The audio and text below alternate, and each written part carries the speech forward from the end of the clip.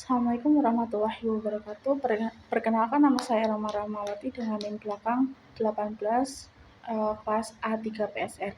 Saya di sini akan menjelaskan tentang akad mudharabah untuk memenuhi tugas UAS mata kuliah akad perbankan. Satu definisi dalam landasan hukum produk mudharabah.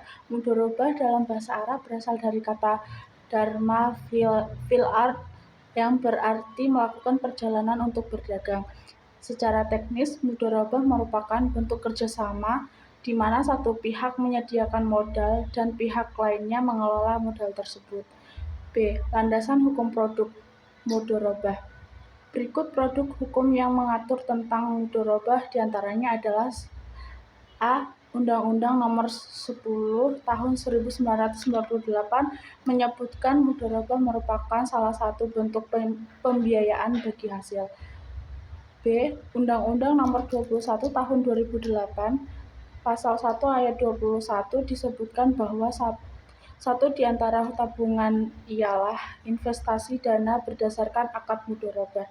C. Undang-Undang Nomor 21 Tahun 2008 Pasal 1 Ayat 22 disebutkan bahwa deposito adalah investasi dana berdasarkan akad mudharabah. 2. Landasan akad mudharabah.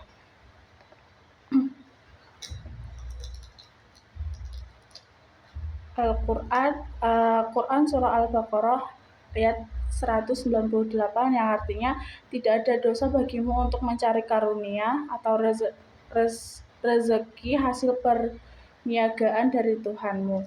2. Hadis diceritakan pada kami Hasan bin Ali al-Halal, diceritakan kepada kami Bisri bin Sabit al-Bazar, diceritakan kepada kami Nazar bin Al-Qasim dari Abdurrahman bin Daud dari Salih bin Suhaib RA bahwa Rasulullah SAW bersabda, 3 hal yang di dalamnya terdapat keberkahan yaitu jual beli secara tangguh,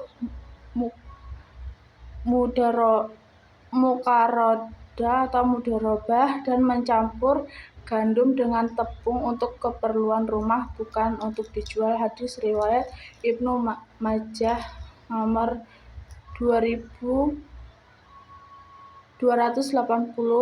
Kitab At-Tijarah. 3. Ijma. Salah satu dasar hukum mudharabah adalah ijma yang didasarkan pada ijtihad Umar bin Khattab. 4. Qiyas. Mudharabah bin qiyaskan dengan musaqah atau menyiram tanaman dengan imbalan. 5. Kaidah fikih. 6. Landasan hukum. 3. Sistem, syarat, dan rukun mudharabah. A. Sistem manajemen mudharabah.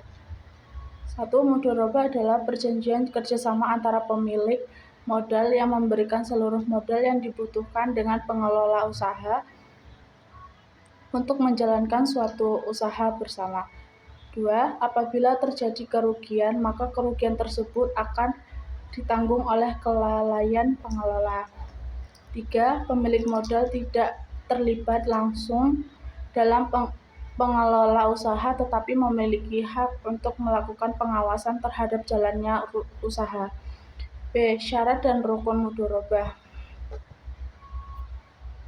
Rukun dan syarat mudharabah terdiri atas 1. Ijab dan qabul. 2. Dua orang yang melakukan kerjasama atau al-aqidain. 3. Adanya modal. 4. Adanya pekerjaan atau usaha al-amal. 5. Nisbah keuntungan. 4. Konsep mudharabah dalam fikih. Mudharabah dalam fikih adalah suatu bentuk kerjasama di mana seorang pemilik modal memberikan sejumlah dana kepada pengusaha atau pekerja atau mudarat untuk dikelola dalam sebuah usaha. Ada beberapa ketentuan-ketentuan yang ditetapkan dalam fikih berkaitan dengan sistem mudharabah, diantaranya adalah sebagai berikut. 1. Modal. 2. Manajemen. 3. Jaminan. 4. Jangka waktu. 5. Nisbah keuntungan. Dan terakhir, 6. Bentuk mudharabah. Jenis-jenis mudharabah dan produknya dalam perbankan syariah. Mudharabah mutlaqah atau investasi tidak terikat. 2. Mudharabah muqayyadah atau mudharabah muqayyidah atau investasi terikat. 6. Manfaat dan resiko mudharabah. A. Manfaat mudharabah yaitu 1. Bagi mudharib dapat menikmati harga jual yang lebih rendah. 2. Bagi sahibul mal akan lebih selektif dalam memberikan pembiayaan. B. Resiko mudharabah. 1. Side streaming. Nasabah menggunakan dana itu bukan seperti yang disebut dalam kontrak. 2. Lalai dan kesalahan yang disengaja. 3. Penyembunyian keuntungan oleh nasabah bila nasabahnya tidak jujur.